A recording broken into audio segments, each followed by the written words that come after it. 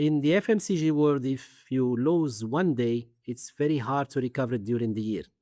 And this is where this discipline is coming from. And I take this discipline to my organization in pharma for the first time 3 years ago, and I can tell you the result is was really very very successful. Well, so that, but I bet sounds like the results are good, but I'm interested in that journey. So when you first came to your group, so did you start with your current division 3 years ago, or had you been there for a while? Yeah, so since the beginning, I joined the group to lead and to build a pharma business. But I asked when I joined, as asked to spend the first week to learn about the rest of the businesses within the group. And this has helped me to enrich and to open my eye to other ways also to lead the operations. So that's interesting. So you come in, you're the new CEO, you want to go and look at the other divisions of the company. You go, you're very impressed by the discipline in FMCG. And then so you come back to the generic pharmaceutical division and you say, guys, this is what we're going to do. What was the reaction to that? Of course, 100% resistance, I would say, because people they used to do things how they did it since many years.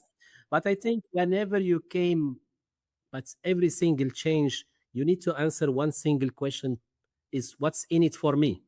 Because if you don't understand the why behind it, what will change for them on the daily basis, they will not do it. And this is was key for me to explain the way and what's in it for each single employee within my organization, and help me to lead them to first to adapt and then to adopt, because this is also important, because we will not take it as it is. We need to adapt it, but also it's important to adopt it quickly because it's successful in other sectors. That's awesome. I love that. So you're absolutely right that what's in it for me, if you don't consider that when you're trying to manage change, you just miss the whole boat. But the idea, I mean, so yeah, what's in it for me, that help when people understand that, then they can adapt. And then, but that's not the same as adopting. That's a great distinction. I love that.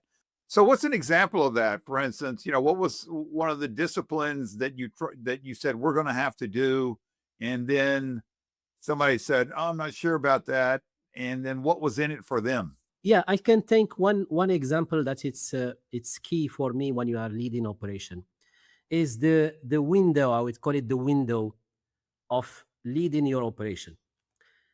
In pharma, teams are used to set a weekly meetings when they met with their team.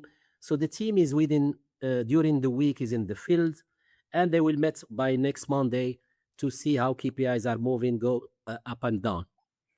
In the FMCG world, it's twice a day.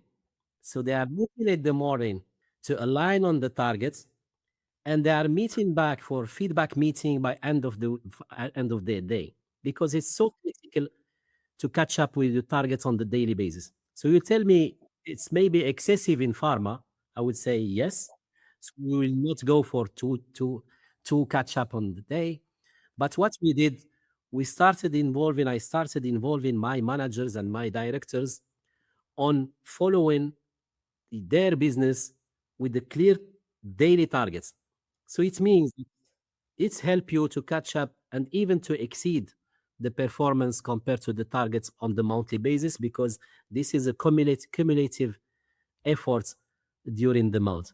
Yeah, that's great. You do have to adapt, and it sounds like you had good intuition on that.